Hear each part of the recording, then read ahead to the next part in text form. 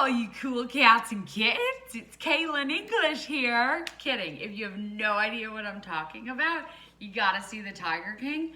But ask your parents first. It's on Netflix. Maybe it's not appropriate for children your age. I don't know. But it's pretty entertaining. Only if your parents allow you to see it. So, back to learning. Social distancing's really getting to me, but not important. So, a couple of you were confused on the Electoral College map. So let's take a look. The Electoral College map, the first map that you looked at on the assignment is about swing states. So swing states, like swing. Marker's done. Okay, swing states. Those are, if you look at those states, Iowa's on there. Do you think Iowa is one of the most populated states? Let's think. No, it's not. Neither is Oregon or Oregon, whatever you say. It's also not. So swing states are states that have no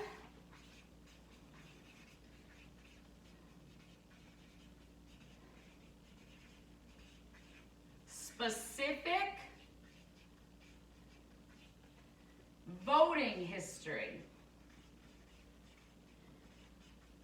So what does that mean? So Connecticut is a blue state. We are blue. Why are we blue? Because our voting history shows that we usually vote Democrat, and Democrats are blue. Or the donkey. It's a weird E. Okay. So, Connecticut is, our voting history is a blue state. So a lot of times, most Republican candidates do not come here in order to campaign. Because they know they're just not going to get the 7 electoral college votes that we have.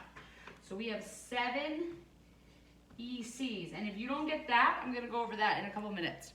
So, swing states don't have a specific color because they go both ways. So in past history, they've either voted Democrat or they voted Republican based on who's running.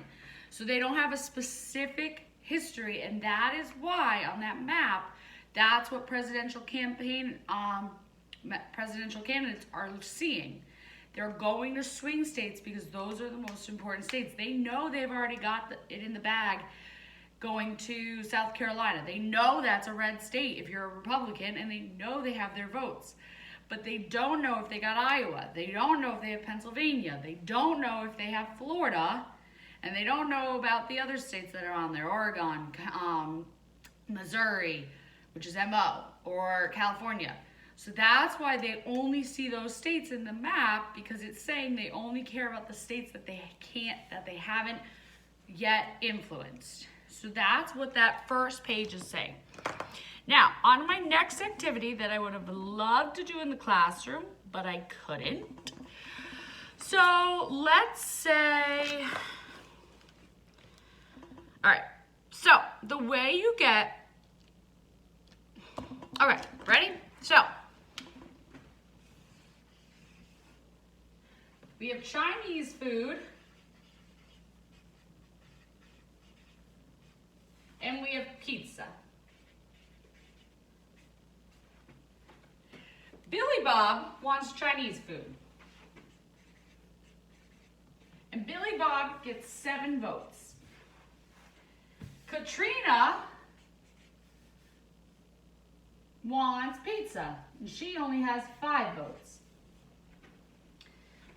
John Jingleheimer Smith, just put a J, wants Chinese food, and he has 25 votes. Okay? Now, Allison wants pizza, and she has 35 votes. So does Rebecca, Brittany, but they have 10 10. Now, Daquan loves Chinese food, and he has 60 votes. All right, so that's 3 popular votes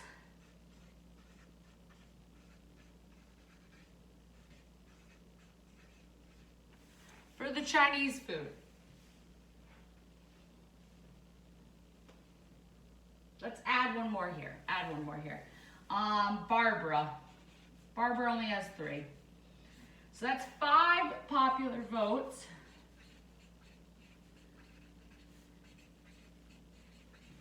And I'm gonna get in there for you. Okay, so if you look at it, who is more popular, Chinese food or pizza? Well, pizza is. So a lot of people think pizza should win the election because they have the popular votes. But does pizza win the election? I don't know. Let's add it up. So we have 40, 50, 60. I don't know why I did that thing. 63. So they have 63 Electoral College votes.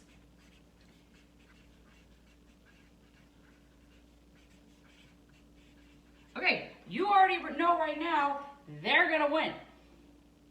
Why are they going to win? Well, 60 plus 25 is 85 plus 7 is 92. Yes, I'm right. So they have 92 electoral votes.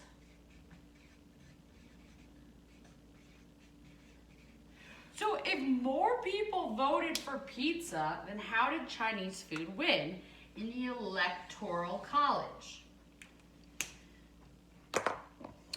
So do you see? More people wanted pizza, but their votes weren't as high as the people who wanted Chinese food. So now think of Billy Bob, John Jingleheimer Smith, and Daquan. Why are their votes so high? Because they have a bigger part of the population. More people live in those states. Why are the pizza votes? Well, 35 is actually extremely high for an electoral college, and 60 is not a real number in the electoral college. So, but why did Katrina and Raul and Brittany and Barbara, they only have 3, 10, 10? That's because their population is lower. John Jingleheimer Smith and Daquan, if their numbers are that high, that means they have an extremely high population. So, I'll give you another hint. The way you count your electoral votes is how many people in Congress you have. So, Connecticut has how many senators? Well, we have 2 senators because every state has 2 senators. But how many representatives do we have in the House of Reps? Well, we know we got Jimmy. Used to be Jimmy, now it's just Jim. Get it right, get it tight. So we have 5 because we have 5 congressional districts.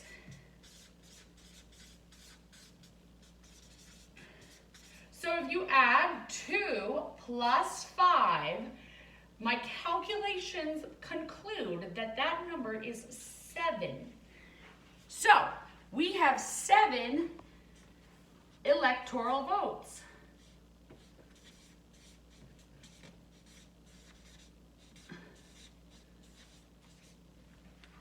So the way you find out how many electoral votes each state has is you add up their senators, which is always 2, plus the number of people they have in the House of Representatives.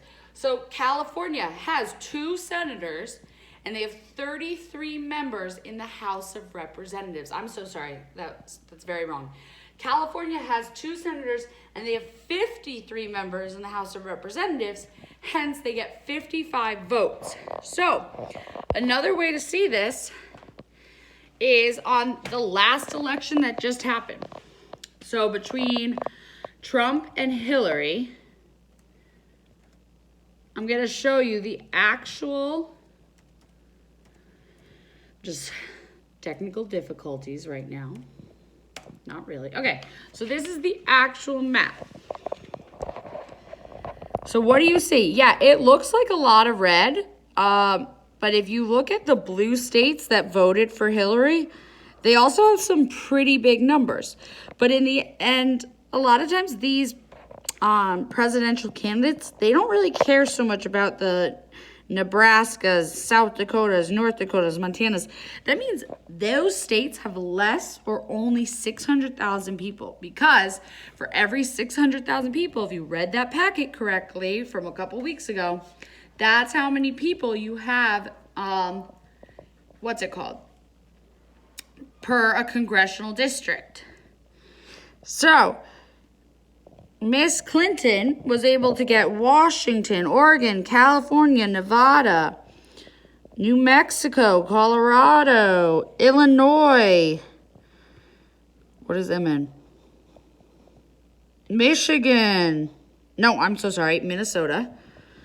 Maine, New York, all of these states, Virginia. But Trump got the states with the bigger numbers. Even though she got California and New York, Trump got Pennsylvania, Ohio, Indiana, Tennessee, North Carolina, South Carolina, Georgia, Florida. Look at their numbers. Texas. And then all these other ones are pretty small. Missouri. So he got the states with the bigger numbers, and in the end, she won the popular vote. More people voted for her, but Trump won the states with the higher electoral college. So that's how he won the presidency, and that's what we're learning about today. So this is one of those elections that broke the rules. So it was different, and the reasons why we have the electoral college is what you're supposed to read about and understand: representation, fear, and knowledge. But a lot of people today are wondering, do we still need this electoral college? Is it still needed? Because if everyone wanted pizza, then why did Chinese food win? Well, remember, Chinese food won because those states had more votes, because they have more people. So in the end, maybe the population did want the Chinese food. It's a give and take, you gotta understand. So remember, in order to count up how many electoral votes a state has, you add their senators and their House of Representatives. I hope this was helpful. If you see the Tiger King, let me know. Pretty interesting stuff. And I will see you tomorrow. Well, I won't actually see you because we're quarantined and we're going crazy. But we're safe. Remember that we're safe, and this could be a lot worse. So be thankful that you're safe, be positive, and good luck on your packets.